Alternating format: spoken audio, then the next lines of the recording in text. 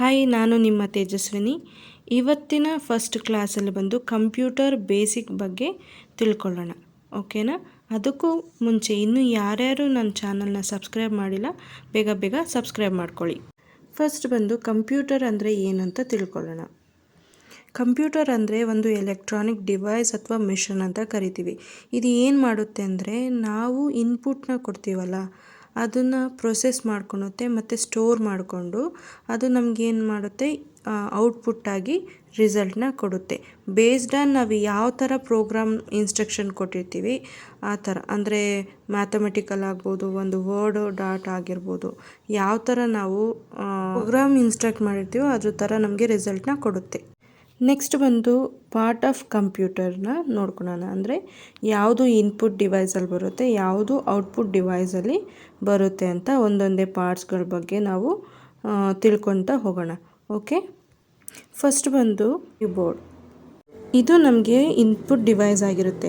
Okay, ಇದರಲ್ಲಿ ಬಂದು old ಅಂದರೆ ಹಳೆ ಕಾಲದ ಕೀಬೋರ್ಡಿಂದ ಇದುವರೆಗೂ ಮಾಡರ್ನ್ ಕೀಬೋರ್ಡ್ ಏನು ಬಂದಿದ್ದವೋ ಅದರಲ್ಲಿ ನಾವು ಎಷ್ಟು ಕೀಸ್ ನೋಡ್ತೀವಿ ಅಂದರೆ 80ರಿಂದ 110 ಕೀಸ್ಗಳನ್ನ ನಾವು ಈ ಕೀಬೋರ್ಡಲ್ಲಿ ನೋಡ್ತೀವಿ.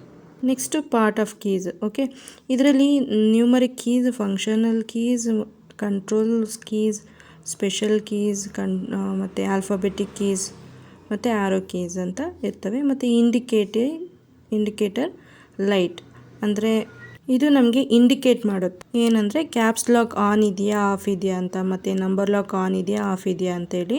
ಮತ್ತು ಸ್ಕ್ರಾಲ್ ಲಾಕು ಆನ್ ಇದೆಯಾ ಆಫ್ ಇದೆಯಾ ಅಂತ ನಮಗೆ ಈ ಇಂಡಿಕೇಟರ್ ಲೈಟ್ಸು ತೋರಿಸುತ್ತೆ.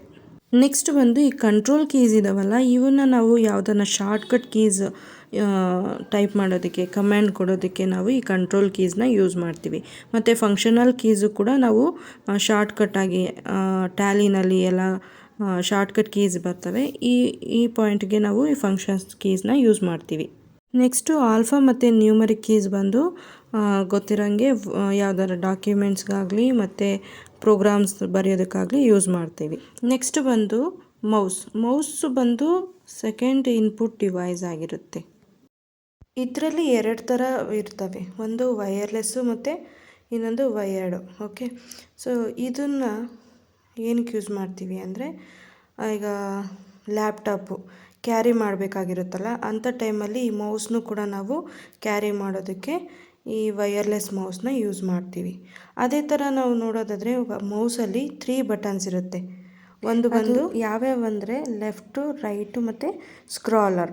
ಓಕೆ, ಸೊ ಇವನ್ನ ಏನಕ್ಕೆ ಯೂಸ್ ಮಾಡ್ತೀವಿ ಅಂತಂದರೆ, ರೈಟ್ ಬಟನ್ನು ಬಂದು ಜಸ್ಟ್ ಆಪ್ಷನ್ ಪರ್ಪಸ್ಗೆ ಯೂಸ್ ಮಾಡ್ತೀವಿ.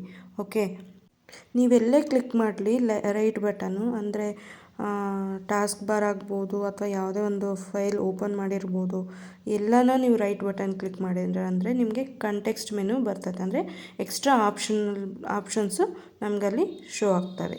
ನೆಕ್ಸ್ಟ್ ಬಂದು ಲೆಫ್ಟ್ ಬಟನ್. ಈ ಲೆಫ್ಟ್ ಬಟನ್ ಬಂದು ನಾವು ಸೆಲೆಕ್ಟ್ ಮಾಡೋದಕ್ಕಾಗಲಿ, ಡ್ರ್ಯಾಗ್ ಮಾಡೋದಕ್ಕಾಗಲಿ, ಮತ್ತು ಯಾವುದನ್ನ ಫೈಲು, ಫೋಲ್ಡರು ಏನಾದರೂ ಓಪನ್ ಮಾಡೋದಕ್ಕಾಗಲಿ ನಾವು ಲೆಫ್ಟ್ ಬಟನ್ನ ಯೂಸ್ ಮಾಡ್ತೀವಿ. ನೆಕ್ಸ್ಟ್ ಬಂದು ಈ ಸ್ಕ್ರಾಲ್ ಏನಕ್ಕೆ ಯೂಸ್ ಮಾಡ್ತೀವಿ ಅಂದರೆ, ನಾವು ಯಾವುದಾದ್ರೂ ಪೇಜ್ ಓಪನ್ ಮಾಡಿರ್ತೀವಲ್ಲ, ಡಾಕ್ಯುಮೆಂಟ್ ಆಗಲಿ ಏನೇ ಆಗಲಿ, ಅದನ್ನು ನಾವು ಮೂವ್ ಮಾಡೋದಕ್ಕೆ, ಅಪ್ಪು ಮತ್ತು ಡೌನ್ ಆಗಿ ಮೂವ್ ಮಾಡೋದಕ್ಕೆ ಈ ಸ್ಕ್ರಾಲ್ ಬಟನ್ನ ಯೂಸ್ ಮಾಡ್ತೀವಿ ನಾವು.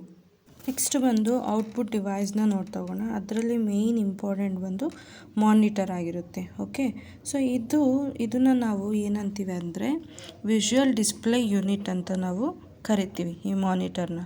ಮತ್ತು ಇದು ಏನು ಮಾಡುತ್ತೆ ಅಂದರೆ, ನಾವು ಡಾಟಾನ ಇನ್ಪುಟ್ಟಿಂದ ಕೊಟ್ಟಿರ್ತೀವಲ್ಲ, ಅಂದರೆ ಕೀಬೋರ್ಡು ಮೌಸಿಂದ ಕೊಟ್ಟಿರ್ತೀವಲ್ಲ, ಅದನ್ನು ನಾವು ಈ ಮಾನಿಟರ್ ಮೂಲಕ ನಾವು ನೋಡ್ಬೋದು. ಲೈಕ್ ಇಮೇಜ್ ಆಗ್ಬೋದು, ಅಥವಾ ಡಾಕ್ಯುಮೆಂಟ್ ರೆಡಿ ಮಾಡಿರ್ತೀವಲ್ಲ, ವರ್ಡು, ಎಕ್ಸೆಲು, ಪವರ್ ಪಾಯಿಂಟು, ಅಥವಾ ಯಾವುದನ್ನ ಪ್ರೋಗ್ರಾಮ್ಸ್ ಆಗಿರ್ಬೋದು, ಎಲ್ಲವೂ ನಾವು ಇದರಲ್ಲಿ ನೋಡ್ತೀವಿ. ಅದೇ ಥರ ವೆರೈಟಿ ಆಫ್ ಮಾನಿಟರ್ಸ್ ಇರ್ತವೆ, ಟೈಪ್ಸ್ ಇರ್ತವೆ. ಅದರಲ್ಲಿ ಬಂದು CRT, LCD ಮತ್ತು LED ಅಂತ.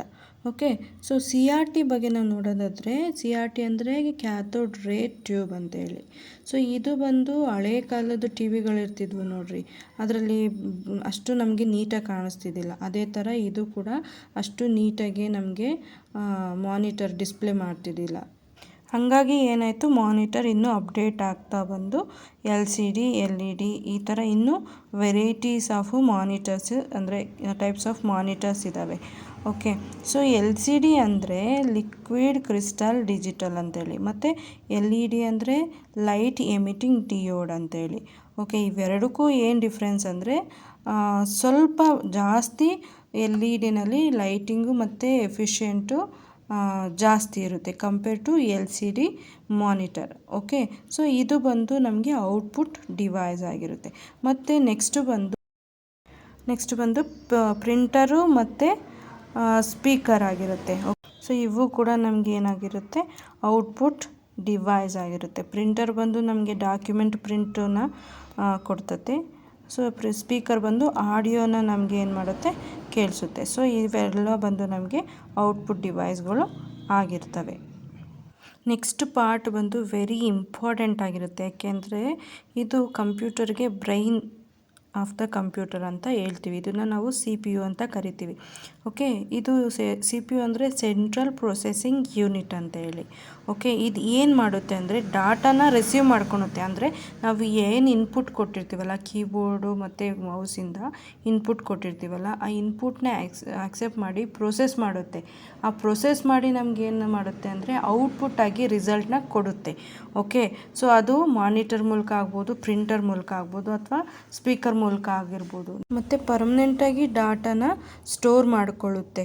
ಓಕೆ, ನಾವಾಗಿ ಡಿಲೀಟ್ ಮಾಡೋವರೆಗೂ ಅದು ಸ್ಟೋರ್ ಆಗಿಯೇ ಇರುತ್ತೆ. ಓಕೆ, ಸೊ ಮತ್ತು ಏನು ಮಾಡುತ್ತೆ ಅಂದರೆ ಸಿಸ್ಟಮ್ಗೆ ಎಲ್ಲದಕ್ಕೂ, ಮಾನಿಟರ್ಗೆ, CPUಗೆ, ಕೀಬೋರ್ಡ್ಗೆ, ಮೌಸಿಗೆ ಎಲ್ಲದಕ್ಕೂ ಏನು ಮಾಡುತ್ತೆ, ಪವರ್ ಸಪ್ಲೈ ಮಾಡುತ್ತೆ.